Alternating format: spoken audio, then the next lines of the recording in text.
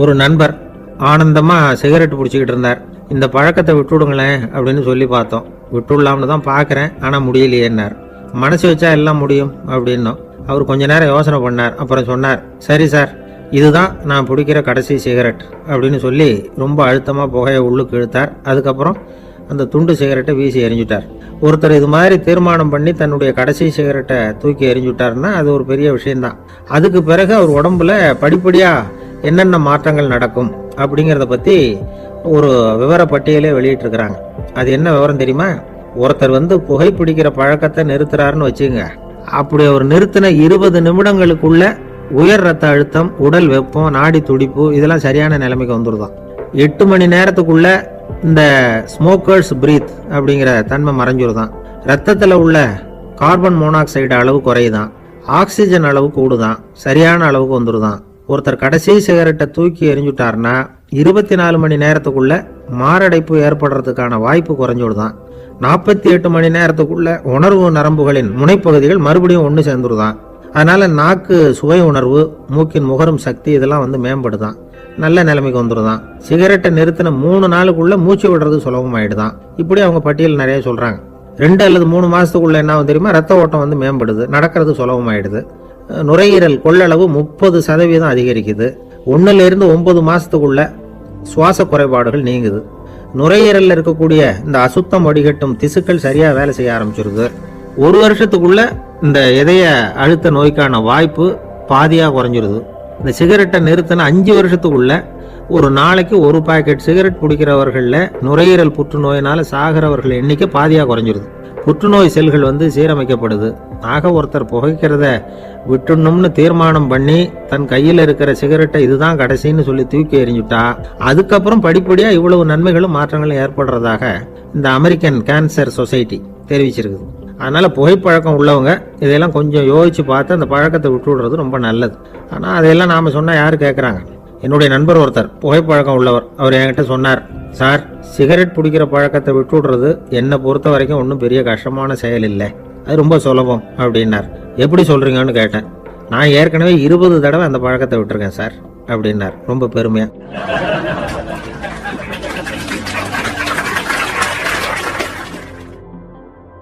ஒரு பெரிய பணக்காரர் ஒரு துறவிகிட்ட போய், சாமி, என்கிட்ட நிறைய பணம் இருக்கு, இருந்தாலும் நிம்மதி இல்லை, என்னால் நிம்மதியாக இருக்க முடியல, என்ன காரணம்னு கேட்டாராம். உடனே அந்த துறவி இதுக்கு நேரடியாக பதில் சொல்லாமல் பக்கத்தில் நின்றுக்கிட்டு இருந்த ஒரு குழந்தைய கூப்பிட்டார். அது ஓடியாந்தது. ஒரு ஆப்பிள் பழத்தை எடுத்து அது கையில் கொடுத்தார். அதை வாங்கிக்கிட்டு குழந்தை சிரிச்சுது. இன்னொரு பழத்தை எடுத்து கொடுத்தார். அதை இன்னொரு கையில் வாங்கிட்டு சிரிச்சுது. 3வது ஆப்பிள் எடுத்து கொடுத்தார். 2 பழத்தையும் நெஞ்சில் அணைச்சிக்கிட்டு 3வது பழத்தையும் வாங்கறதுக்கு முயற்சி பண்ணிச்சு. ஆனால் அது உடனே நழுவி கீழே விழுந்து உருண்டு ஓடிச்சு. ஏற்கனவே இருந்ததும் விழுந்துட்டுது.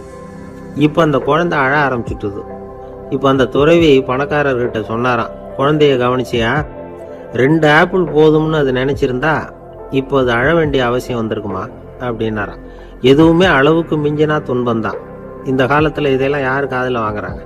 ஒருத்தனை நல்ல வழிக்கு கொண்டு வரணும்னு நினைச்சு அவனை கூப்பிட்டு உட்கார வச்சு இந்த கதையை சொல்லிட்டு இருந்தாங்க. சொல்லிவிட்டு அந்த குழந்தை செஞ்சது தப்பு தானே அப்படின்னு கேட்டிருக்கிறாங்க. ஆமாம், தப்பு தான், நானா இருந்தா அப்படி செஞ்சிருக்க மாட்டேன் நானா இவன்.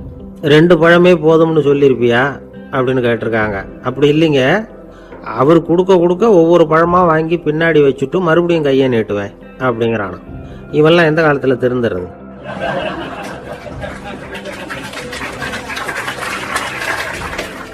வாய் விட்டு சிரிச்சா நோய் விட்டு போகும் அப்படின்னு சொல்றது உண்டு. அது என்ன வெறும் அலங்காரத்துக்காக சொன்ன வார்த்தையா, இல்ல அர்த்தத்தோட சொன்ன வார்த்தையா அப்படின்னு யோசிச்சா அதுல நிஜமாவே அர்த்தம் இருக்குதுன்னு தான் தெரியுது. ஆதாரபூர்வமா அதுக்கு சில நிரூபணங்களும் இருக்குது. நார்மன் கசின்ஸ் அப்படின்னு ஒருத்தர் இருந்தார். அவர் ஒரு அமெரிக்க பத்திரிகை ஆசிரியர்.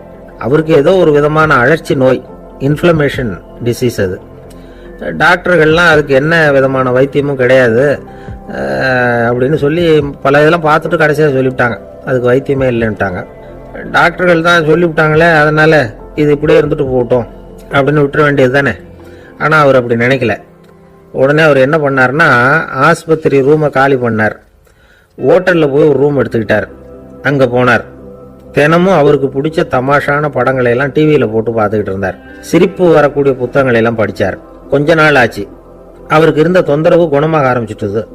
இதை கேள்விப்பட்ட உடனே பழைய டாக்டர்கள்லாம் ஓடி வந்தாங்க. ஓடி வந்து பார்க்குறாங்க. அவர் உடம்பை சோதனை பண்ணி பார்க்குறாங்க.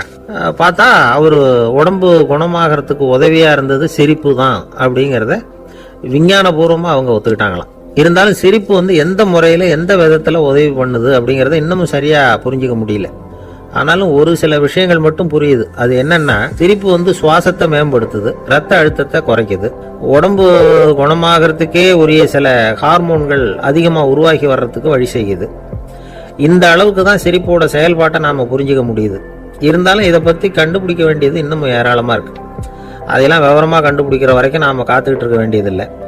இப்போவே தாராளமாக சிரிக்கலாம். அதில் என்னத்துக்கு சிக்கணும்? காசா பணமா? சிரிப்புன்னா ஹாஹான்னு சத்தம் போட்டு சிரிச்சாதான் உடம்புக்கு நல்லதுன்னு இல்லை. லேசான புன்னகை கூட உடம்புக்கு நல்லது செய்யுமா. லேசாக புன்னகை பூத்தா அந்த சமயத்தில் நாம் எப்படி ஆகுது நம்ம உடம்புன்னா, உடம்பு பூரா அமைதி அடையுதான். இதையும் ஆதாரபூர்வமாக கண்டுபிடிச்சி தான் சொல்கிறாங்க. எப்போவாவது மனசு சங்கடமாக இருக்கிறப்போ கொஞ்சம் முயற்சி பண்ணி முகத்தில் புன்னகையை கொண்டுகிட்டு வந்து பாருங்கள். அதோட சுகம் வந்து உங்களுக்கு அனுபவித்து பார்த்தா தான் தெரியும். கண்ணும் உதடும் மலரும் பொழுது இருக்கிற ஆனந்தமே ஆனந்தம் அப்படிங்கிறாங்க அனுபவித்து பார்த்தவங்க. வாழ்க்கையில் நாம் தமாஷா இருக்கணும்னா அதுக்கு சில வழிகளையும் அவங்க சொல்லி வச்சிருக்கிறாங்க. முதல்ல நீங்கள் உற்சாகமாக இருக்கிறவங்க கூடவே அதிகமாக பழகணும். அவங்க கூடவே அதிக நேரம் இருக்கிறது மாதிரி பார்த்துக்கணும். அழுது வடிகிறவங்ககிட்டயே இருக்கக்கூடாது. அவங்கள அவாய்டு பண்ணுங்க. அவங்கள விட்டு விலகி வந்துடுங்க. உங்கள் முன்னாடி இருக்கிறவர் எப்பவும் மூஞ்சியை தொங்க போட்டுக்கிட்டே இருக்கிறவராக இருந்தால் கொஞ்ச நாளில் உங்கள் முகமும் அப்படியே ஆகிடுமா. ஜாக்கிரதையாக இருக்கணுமா. ரெண்டாவது, எடுத்ததுக்கெல்லாம் சீரியஸ் ஆகிடக்கூடாது. எதையும் நிதானமாக வந்து யோசிக்கணும். அடுத்தவங்க நம்மளை மதிக்கணுங்கிறதுக்காக நாம் பகட்டாக நடந்துக்கிறதுக்கு ஆசைப்படக்கூடாது.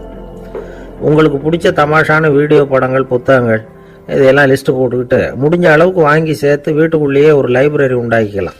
ஒரு பெரிய பிஸ்னஸ் மேன், ரொம்ப வெற்றிகரமாக பிஸ்னஸ் பண்ணுறவராம். அவர் எப்படின்னா அடிக்கடி ரயிலில் பிரயாணம் பண்ணுறப்போ நியூஸ் பேப்பரை வச்சுக்கிட்டு ரொம்ப சுவாரஸ்யமாக படிச்சுக்கிட்டே போகிறான்.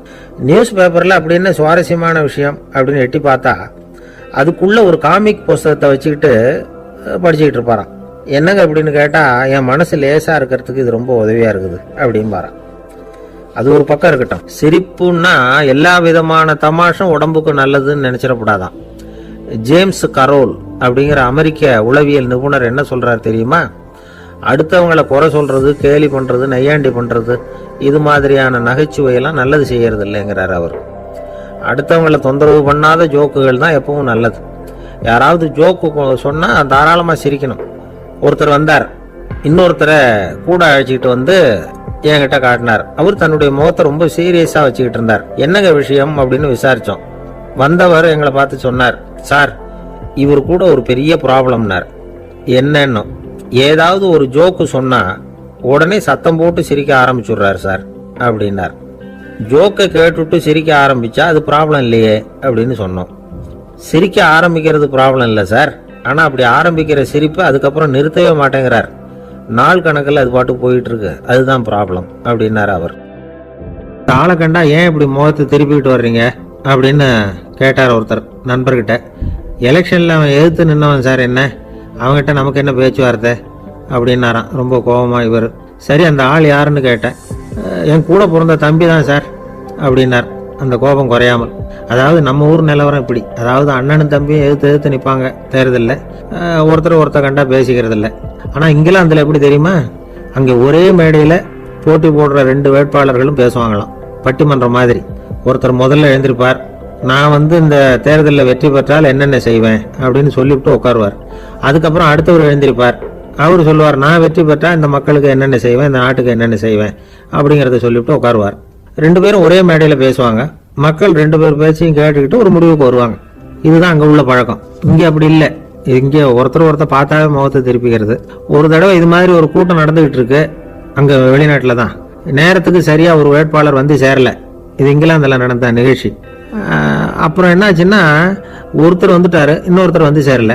அப்புறம் உடனே அந்த ஒருத்தர் வந்தவர் பேச ஆரம்பிச்சிட்டார். அதாவது அந்த இன்னொருத்தர் சார்பாகவே பேசிட்டாராம். அதாவது அவர் வரல, நான் அவர் சார்பாக நான் பேசிடுறேன். அதாவது அவர் ஜெயிச்சுட்டா அவர் என்னென்ன செய்வார் இந்த நாட்டுக்கு அப்படின்னு சொல்லி அவர் பக்கத்தில் உள்ள நியாயத்தை எடுத்து இவரே சொல்லிட்டாராம். இப்படிலாம் அங்கே நடந்துதான். இது எப்பேற்பட்ட தேர்தல் பண்பாடு பாருங்க. அதனால இன்னொரு விஷயம், இப்போ இங்கிலாந்துலாம் ஓட்டு கேட்குறப்ப வெற்றியா தோல்வியாங்கிறத ஓரளவுக்கு யூகிச்சு விடலாமா. ஒரு வேட்பாளர் ஒரு வீட்டுக்கு முன்னாடி போய் நின்று எனக்கு ஓட்டு போடுங்கன்னு கேட்குறாருன்னு வச்சுங்களேன், அதுக்கு என்ன பார்த்து செய்கிறோம், போயிட்டு வாங்க அப்படின்னு சில வீடுகளில் வாசலில் நின்று சொல்லி அனுப்பிச்சிருவாங்களாம். வேற சில வீடுகளில் எப்படின்னா வேட்பாளரை வீட்டுக்குள்ளே கூப்பிட்டு காபி சாப்பிட சொல்லி உபசரித்து அதுக்கப்புறம் அனுப்பி வைக்கிறது வழக்கமா. இதில் எந்த வீட்டு ஓட்டு நிச்சயம் தெரியுமா? வாசலில் நின்று வழி அனுப்பி வச்சுடுறாங்க பாருங்க, அவங்க ஓட்டு நிச்சயம். உள்ளே கூப்பிட்டு காப்பி கொடுத்து அனுப்புகிறாங்க பாருங்க, அவங்க ஓட்டு நிச்சயம் இல்லையா. சரி, அப்புறம் ஏன் அந்த உபசரிப்பு அப்படின்னு கேட்டால் அதுக்கு ஒரு காரணத்தை சொல்கிறாங்க. அதாவது அது ஒரு அனுதாபத்தை தெரிவிக்கிற முறையா. ஐயோ பாவம், நாம் இவருக்கு ஓட்டு தான் போட போகிறதில்ல, இதையாவது செய்வோம், காப்பியாவது சாப்பிட்டு போட்டோம் அப்படிங்கிற எண்ணமா. இப்படி அந்த ஒரு பழக்கம். ஆக அந்த ஊரில் நிறைய காப்பி சாப்பிடணும்னு ஒருத்தர் ஆசைப்பட்டால் தேர்தலில் தோற்று போகிறதுக்கு தயாராக இருக்கணும். ஒரு சமயம் ஒரு ஊரில் தேர்தல் நடந்துதான். ஒரு தொகுதியில் நின்று தோற்று போன ஒருத்தர் கையில் ஒரு துப்பாக்கியோட ஊருக்குள்ளே சுற்றிக்கிட்டு இருந்தாராம். ஒரு போலீஸ்காரர் அவரை பார்த்துட்டு சந்தேகப்பட்டிருக்கார். அதனால் அவரை தடுத்து நிறுத்தி என்ன இது துப்பாக்கியோட சுற்றுறீங்களேன்னு விசாரிச்சிருக்கார். இதுக்கு அவர் சொன்னாராம், சார் இந்த தொகுதியில் மொத்தம் 1,00,000 வாக்காளர்கள், அதில் எனக்கு 10,000 பேர் மட்டும்தான் எனக்கு ஓட்டு போட்டிருக்கிறாங்க. அப்படின்னா எனக்கு வேண்டாதவங்க இந்த தொகுதியில் 90,000 பேர் இருக்கிறாங்கன்னு அர்த்தம். இப்படி ஒரு சூழ்நிலையில் நான் என்னுடைய பாதுகாப்புக்கு ஆயுதம் இல்லாமல் நடமாடலாமா அப்படின்னு கேட்டாராம். எவ்வளவு எச்சரிக்கை பாருங்க. நம்ம ஊரில் சில பேர் ஓட்டு கேட்குற விதமே தனி. ஒருத்தர் ரொம்ப சாமர்த்தியமாக ஓட்டு கேட்பாராம். அவர் எப்படின்னா, ஒரு வீட்டுக்கு போகிறாருன்னு வச்சுங்களேன், அந்த நேரம் அந்த வீட்டுக்காரரு என்ன செஞ்சுக்கிட்டு இருக்கிறாரோ அதே வேலையை இவரும் கொஞ்ச நேரம் செய்வாராம், அவருக்கு ஒத்தாசையா. அதுக்கப்புறம் மெதுவாக பேச்சு கொடுப்பார், ஓட்டு கேட்பார், இது மாதிரி எலெக்ஷனில் நிற்கிறேன் கவனிக்கணும்னு. அது மாதிரி ஒரு தடவை அவர் போனப்போ அங்கே அவர் என்ன பண்ணிட்டு இருக்காரு, வீட்டுக்கு பின்னாடி மாட்டு கொட்டையில் பால் கறந்துக்கிட்டு இருக்கார் ஒரு பசுமாட்டுக்கிட்ட. அந்த வீட்டில் இவர் ஓட்டு கேட்க போனவர் இவர் ஓடி போய் இன்னொரு சொம்பை எடுத்துக்கிட்டு அதே மாட்டுக்கு இன்னொரு பக்கம் போய் உட்காந்துக்கிட்டு இவரும் பால் கறக்க ஆரம்பிச்சிட்டார். எதிர உட்காந்துட்டு இருக்காரு அவரு, இவர் இந்த பக்கம் உட்காந்துருக்காரு. கீழே கொஞ்சம் குனிஞ்சு பார்த்தா ஒருத்தர் முகத்தை ஒருத்தர் பார்க்கலாம். கொஞ்ச நேரம் ஆனதுக்கப்புறம் இவர் மெதுவாக அவர்கிட்ட பேச்சு கொடுத்தாராம். இது மாதிரி நான் எலெக்ஷனில் நிற்கிறேன், நீங்கள் ஓட்டு போடணும், அதுக்காக தான் வந்தேன்னாராம். அது முடியாதுங்களேன்னாராம் அவர். ஏன்னு கேட்டிருக்கார். நான் இந்த வீட்டுக்காரன் இல்லை, நானும் உன்ன மாதிரி ஓட்டு கேட்க வந்தவன் தான் அப்படின்னாராம் அவர்.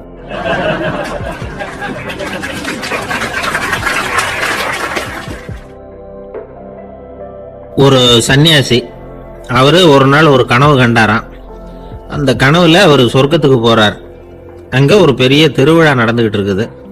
எங்க பார்த்தாலும் அலங்கார வளைவுகள், வண்ணமயமான விளக்குகள், பாதைகள் பூரா மலர்கள், எல்லா கட்டடங்களும் ஒளிமயம். அவ்வளவு கோலாகலமா பிரம்மாண்டமா அந்த திருவிழா நடந்துகிட்டு இருக்குது.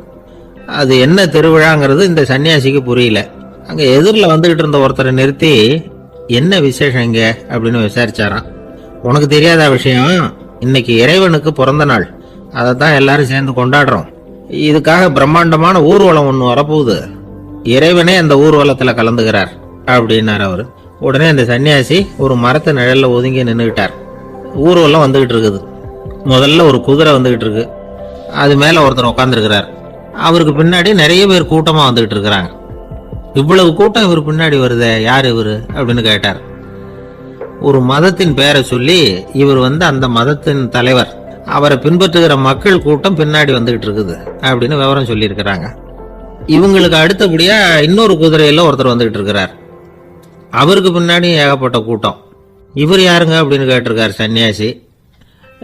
அங்க இருக்கிறவங்க விவரம் சொல்லியிருக்கிறாங்க. இன்னொரு மதத்தின் பெயரை சொல்லி இவர் அந்த மதத்தினுடைய தலைவர், அவர் வழியை பின்பற்றுகிறவர்கள் அவர் பின்னாடி கூட்டமா வந்துகிட்டு இருக்கிறாங்க அப்படின்னு இருக்காங்க. இப்படி ஒவ்வொருத்தரா குதிரை மேல வந்துகிட்டே இருக்கிறாங்க. அவங்கள பின்பற்றியும் ஒவ்வொரு கூட்டம் வந்துகிட்டே இருக்குது. அந்த பெரிய ஊர்வலம் அது பாட்டுக்கு போயிட்டு இருக்குது. கடைசியா அது முடிஞ்சது ரொம்ப நேரம் கழிச்சு. அதுக்கப்புறம் கொஞ்ச நேரம் கழிச்சு ஒரு வயசான ஆள் குதிரை மேல வந்துகிட்டு இருக்கிறார். ஆனா அவருக்கு பின்னாடி யாருமே இல்லை. அவரு பரிதாபமா தனியா வந்துகிட்டு இருக்கிறார். அவர் அந்த ஊர்வலத்தை சேர்ந்தவரா இல்லையாங்கிறதே தெரியல. இவர் யாரு, இவர் ஏன் இப்படி தனியா வந்துகிட்டு இருக்கிறார் அப்படின்னு கேட்டிருக்காரு அந்த சன்னியாசி. என்னது இப்படி கேட்குறீங்க, இவர் தான் கடவுள், இவருக்காக தான் இன்னைக்கு இந்த ஊர்வலமே நடக்குது, இவருக்கு தான் இன்னைக்கு பிறந்த நாள், முன்னாடி போகிற ஊர்வலம் பூரா இவருடைய பிறந்த நாளை கொண்டாடுறதுக்காக தான் அப்படின்னு இருக்காங்க. இதை கேட்டதும் அந்த சன்னியாசிக்கு திடுக்குன்னு தூக்கி போட்டிருக்கு. இது வரைக்கும் கனவு கண்டுகிட்டு இருந்தவர் மூழ்கிக்கிட்டார். அதுக்கப்புறம் தான் யோசிச்சு பார்த்துருக்கார். உண்மைதான், மக்கள் எல்லாரும் பக்தி மார்க்கத்தில் போகிறதா நினச்சிக்கிட்டு பாதை மாதிரி போயிட்டு இருக்கிறாங்க. கடவுளை பின்பற்றுவதாக நினைக்கிறாங்க பக்தர்கள். ஆனால் கடவுளுக்கு பின்னாடி யாருமே இல்லை. இன்னமும் இயல்பா இதை பற்றி யோசிச்சு பார்த்தா உண்மைக்கு பின்னாடி தான் நான் போய்கிட்டு இருக்கேன் அப்படின்னு நிறைய பேர் சொல்கிறாங்க. ஆனால் அந்த உண்மை அனாதையாக போய்கிட்டு இருக்குது. அப்படி ஆயிட்டுது உலகம். இந்த காலத்துலேயும் ஒரு ஊர்வலம், ஒரு பெரிய மனுஷருக்கு பிறந்த நாள் விழா. அவர் குதிரை மேலே ஏறி முன்னாடி போயிட்டு இருக்கிறார். அவருக்கு பின்னாடி ஒரு 100 பேர் தொண்டர்கள் அவங்க பாட்டுக்கு போகிறாங்க. எல்லாம் பணம் கொடுத்து ஏற்பாடு பண்ணவங்க, எல்லாம் பணம் வாங்கிட்டு முன்னாடி போயிட்டு இருக்கிறாங்க. கொஞ்சம் தூரம் நடந்ததும் கால் வலிக்க ஆரம்பிச்சுட்டுது. ஒவ்வொருத்தரும் அப்படியே ஒதுங்க ஆரம்பிச்சுட்டாங்க. அதான் முன்னாடியே பணம் கிடைச்சிட்டுதே, இனிமேல் ஒதுங்கினா என்னன்னு ஒதுங்கிட்டாங்க. ஒரு கட்டத்தில் குதிரையில் போகிறவர் தற்செயலாக திரும்பி பார்க்குறாரு, பின்னாடி யாருமே இல்லை, எல்லாரும் ஓடி போயிட்டாங்க. ஒரே ஒரு ஆள் மட்டும் ரொம்ப விசுவாசமாக பின்னாடி நடந்து வந்துக்கிட்டு இருந்தான். ஏன்ப்பா நீ மட்டும் வந்துக்கிட்டு இருக்கிறியே, நீ வீட்டுக்கு போகலையான்னு கேட்டிருக்காரு அவர். நீங்கள் அந்த குதிரையையும் அதுக்குள்ள வாடகை பணத்தையும் கொடுத்துட்டீங்கன்னா நானும் போயிடுவேன் அப்படின்னு நானா இந்த ஆள்.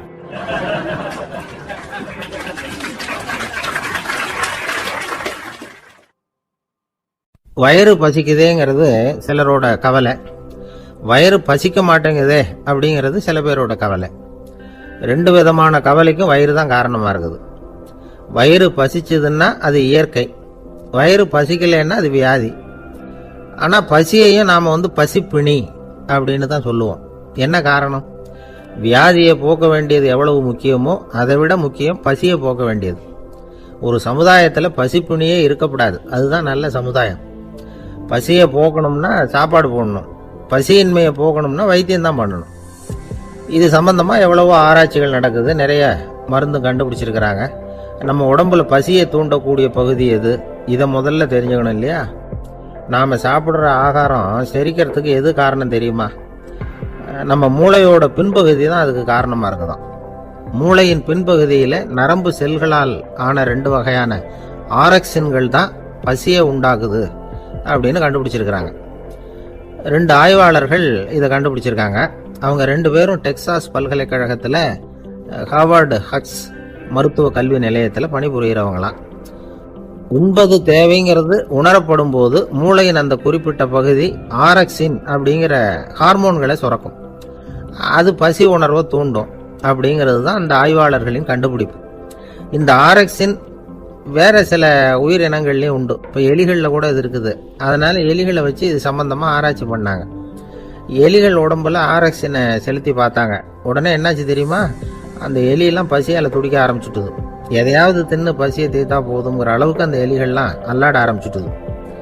இயல்பாக சாதாரணமாக அந்த எலிகள் எவ்வளவு சாப்பிடுமோ அது மாதிரி 8 முதல் 10 மடங்கு அதிகமான ஆகாரத்தை 1 மணி நேரத்துக்குள்ளே சாப்பிட்டு தீர்த்துட்டு தான்.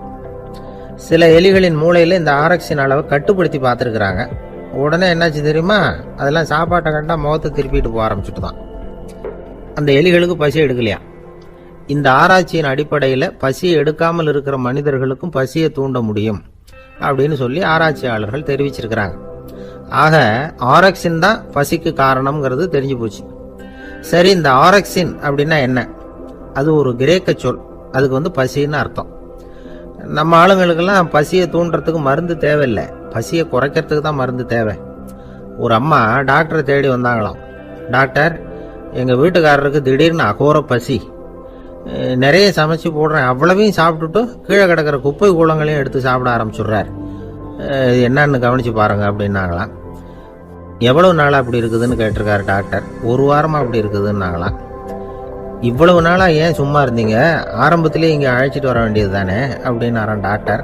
அது ஒன்றும் இல்லை டாக்டர், வீடு பூரா சுத்தமாகட்டுமேன்னு பார்த்துக்கிட்டு இருந்தேன் அப்படின்னாங்களாம் அந்த அம்மா.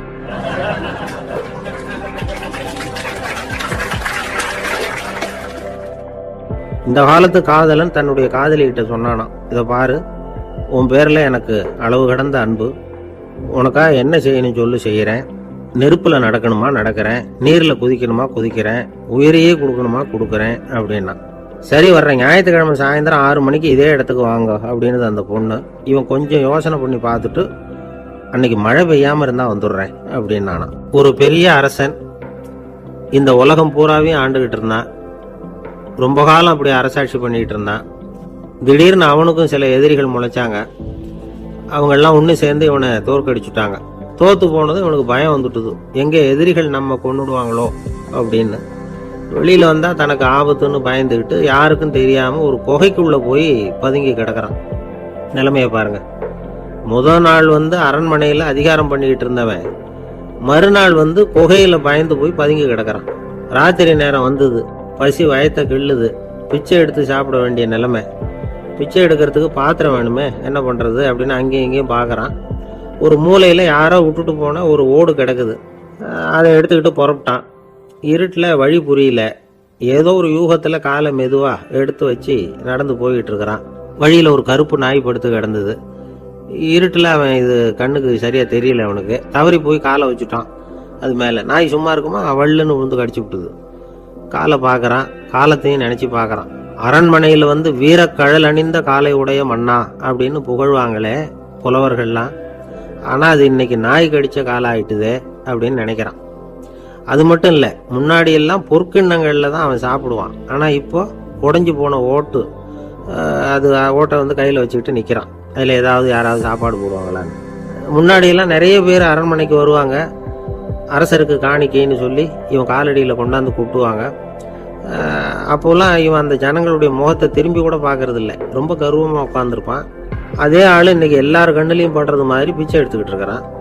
அப்போலாம் காணிக்கைகளை வந்து தன்னுடைய கையால் வாங்குறது தனக்கு கௌரவ குறைச்சல்னு நினச்சி தன்னுடைய வேலைக்காரங்களை விட்டு தான் அதை வாங்க சொல்லுவான். இப்போ பார்த்தீங்கன்னா அவனே தன் கையாலேயே பிச்சை வாங்குறான்.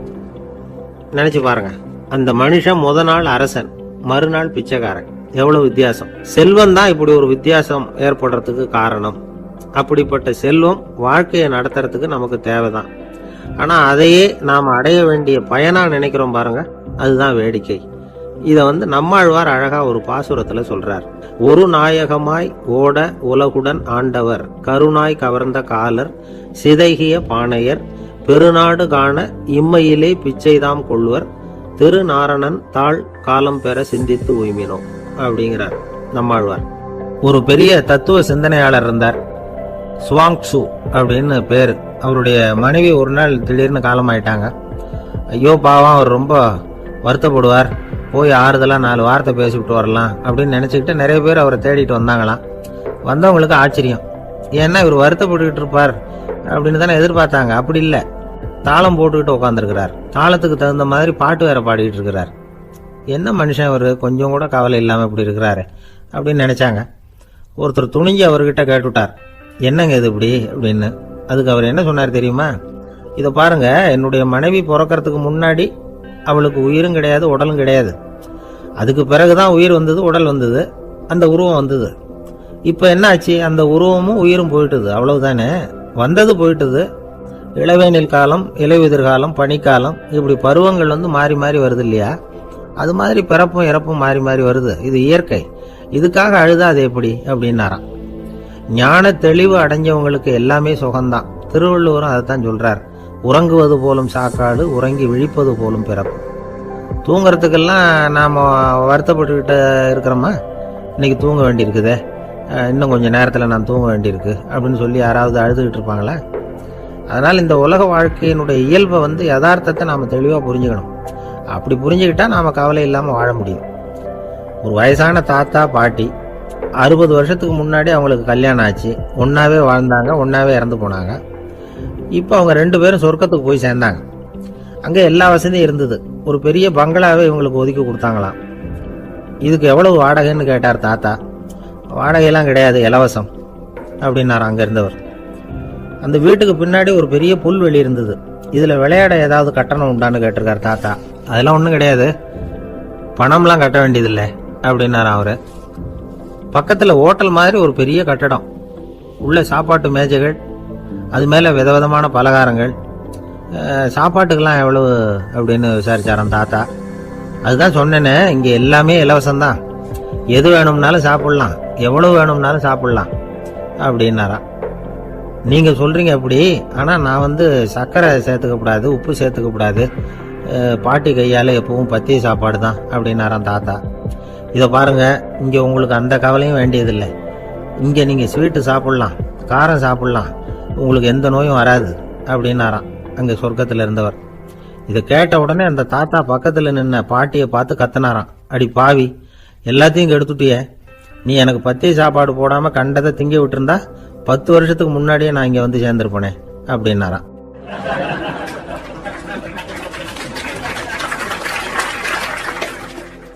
இப்ப மேல எனக்கு அளவு கடந்த அன்பு அப்படின்னு யாராவது சொன்னா அதை அலட்சியமா நினைச்சிடக்கூடாது. அது கொஞ்சம் சீரியஸான விஷயம். அளவுக்கு மிஞ்சினா எதுவுமே இடைஞ்சல் தானே. அன்பும் அப்படிதான். அன்பு அதிகமா இருந்தா அது எப்படி கெடுதல் பண்ணும் அப்படிங்கிற சந்தேகம் உங்களுக்கு வரலாம். தசரதன் கதை என்னாச்சு? கைகேயி மேல வச்சு அளவு கடந்த அன்பு ராமன் காட்டுக்கு போறாப்புல ஆயிட்டுதுல்ல. தசரதன் எப்பேற்பட்ட அரசன். விஸ்வாமித்திரர் சொல்றார், என்ன மாதிரி முனிவர்களுக்கும் தேவர்களுக்கும் ஏதாவது கஷ்டம் வந்தா முதல்ல முருகன் கிட்ட போவோம், அப்புறம் பரமசிவனை போய் பார்ப்போம், அதுக்கப்புறம் திருமால் கிட்ட போவோம், அப்புறம் பிரம்மன் இந்திரன் இவங்களெல்லாம் போய் பார்ப்போம். இவங்களால எல்லாம் முடியலன்னா கடைசியில் அயோத்திக்கு வருவோங்கிறார். உன்னை விட்டா வேற கதி உண்டோ அப்படின்னு தசரதனை பார்த்து விஸ்வாமித்திரரே சொல்றார். அப்பேற்பட்ட அரசன் தசரதன் கைகேயி காலில் விழறான். உன் பாதங்களை தொட்டு கெஞ்சி கேட்டுக்கிறேன், ராமனை காட்டுக்கு அனுப்பாதேங்கிறான். தசரதனுடைய இந்த நிலைமைக்கு என்ன காரணம்? அவன் கைகேயி மேல வச்ச அளவு கடந்த அன்பு தான் காரணம். இப்ப சொல்லுங்க, அன்பா இருந்தாலும் அது அளவுக்கு மீறி போனா கெடுதல் பண்ணுமா பண்ணாதா? அது மட்டும் இல்ல, அளவு கடந்த அன்பு நீதிக்கும் நியாயத்துக்கும் புறம்பான காரியங்களையும் செய்ய வச்சிரும். தசரதன் மிகச்சிறந்த நீதிமான், தர்மத்துக்கு விரோதமா ஒரு காரியமும் செய்யாதவன். அப்பேற்பட்டவன் தன்னுடைய மனைவியை பார்த்து என்ன சொல்றான் தெரியுமா? உனக்காக நான் என்ன செய்யணும் சொல்லு, செய்யறேன். ஒரு குற்றமும் செய்யாத ஒருத்தனை கொல்லணுமா கொல்றேன். மரண தண்டனை விதிக்கப்பட்ட ஒருத்தனை விடுதலை செய்ய சொல்றியா செய்யறேன். எந்த பிச்சைக்காரனையாவது கோடீஸ்வரனாக சொல்றியா ஆக்குறேன், அல்லது கோடீஸ்வரனை பிச்சைக்காரன் ஆக்கணுமா ஆக்குறேன் அப்படிங்கிறான். நீதிக்கு விரோதமான இந்த பாவங்களை செய்யறதுக்கு அப்பேற்பட்ட அரசன் எப்படி துணிஞ்சான்? மனைவி பேர்ல வச்ச அளவு கடந்த அன்புதான் காரணம். திரிசூலம், வஜ்ராயுதம், வாள் இதுகளால தாக்கப்பட்டா கூட அதையெல்லாம் கொஞ்சம் கூட லட்சியம் பண்ணாத ஒருத்தன் காமதேவனுடைய மலர் அம்புகள் தாக்குனா அதை அவனால தாக்கு பிடிக்க முடியல, விழுந்துடுறான். காமதேவனுக்கு உள்ள மகிமையே அதுதாங்கிறார் துளசிதாசர். அதனாலதான் பெரியவங்கள்லாம் என்ன சொல்றாங்கன்னா, எதையும் அளவுக்கு மீறி செய்யாதேங்கிறாங்க. அப்பா, அம்மா, மனைவி, மக்கள் எல்லார் பேர்லயும் அன்பு அவசியம்தான். ஆனா அந்த அன்பு அறிவுக்கு புறம்பா இருக்கக்கூடாது, அளவுக்கு மீறி இருக்கக்கூடாது. அப்பதான் வாழ்க்கை சுகமா இருக்கும். இல்லைன்னா அவஸ்தை தான். அளவுக்கு மீறின அன்புங்கிறது புரியுது, அது சரி. அறிவுக்கு புறம்பான அன்புங்கிறது எப்படி? ஒரு தாய்க்கு ஜலதோஷம் அல்லது ஏதோ ஒரு தொற்று நோயின்னு வச்சுங்களேன். அந்த அம்மாவுக்கு தன்னுடைய குழந்தை பேர்ல அளவு கடந்த அன்பு. தனக்கு நோய் இருக்கு, அது அடுத்தவங்களுக்கு தொற்றக்கூடியது அப்படின்னு தெரிஞ்சிருந்தோம் அன்பை காட்டுறதுக்காக அந்த குழந்தைக்கு முத்தம் கொடுக்குறேன்னு தூக்கி வச்சுக்கிட்டு கொஞ்சம் ஆரம்பிச்சதுன்னு வச்சுங்க, அது நல்லா இருக்குமா? இதுதான் அறிவுக்கு புறம்பான அன்புங்கிறது. அது மாதிரி விலங்குகள் கிட்ட அன்பாயிருன்னு சொல்றோம். அதுக்காக புலிக்கு முத்தம் கொடுக்க முடியுமா? அப்படி கொடுத்தா அது அறிவுக்கு புறம்பான அன்பு. அதனால அன்பு கூட அறிவுபூர்வமா இருக்கணும் அப்படிங்கறத இன்னைக்கு தகவல் மூலமா நாம. ஒரு பள்ளிக்கூடம் வகுப்பு நடந்துகிட்டு இருக்கு. ஆசிரியர் பாடம் நடத்திக்கிட்டு இருக்கிறார். நடத்தி முடிச்ச உடனே கேட்டார், மாணவர்களே, இதுவரைக்கும் நான் நடத்தின பாடத்துல உங்களுக்கு ஏதாவது சந்தேகம் இருக்கா அப்படின்னு கேட்டார். அப்புறம் ஒவ்வொருத்தரா கேட்டார். ஒரு மாணவன் எழுந்திருச்சான். சார், எனக்கு சந்தேகம் எதுவுமே இல்லைன்னா. ஏன்னு கேட்டார். ஏன்னா எனக்கு நீங்க நடத்தின பாடம் தெளிவா புரிஞ்சுட்டுது, அதனால சந்தேகம் வரலன்னா. இன்னொரு மாணவன் எழுந்திருச்சான். சார், எனக்கும் சந்தேகம் எதுவும் இல்லைன்னா. ஏண்டான்னு கேட்டார். ஏன்னா எனக்கு நீங்க நடத்தின பாடம் எதுவுமே புரியல, அதனால சந்தேகம் வரல அப்படின்னா. இந்த இடத்துல நாம கொஞ்சம் சிந்திச்சு பார்க்கணும். இந்த உலகத்துல எல்லாம் புரிஞ்ச ஒருத்தனுக்கும் சந்தேகம் வராது, எதுவுமே புரியாத ஒருத்தனுக்கும் சந்தேகம் வராது. அறகுறையா புரிஞ்சுக்கிட்டவன் இருக்கான் பாருங்க, அவனுக்கு தான் அடிக்கடி சந்தேகம் வரும். ஆக மாணவர்களை இந்த 3 வகையா பிரிக்கலாம். அதே மாதிரிதான் மனிதர்களையும் 3 வகையா பிரிக்கிறாங்க ஆன்மீகவாதிகள். ஒரு ஆன்மீக பெரியவர் என்ன சொல்றாரு தெரியுமா? இந்த உலகத்துல 3 வகையான மனிதர்கள் இருக்கிறாங்களாம்.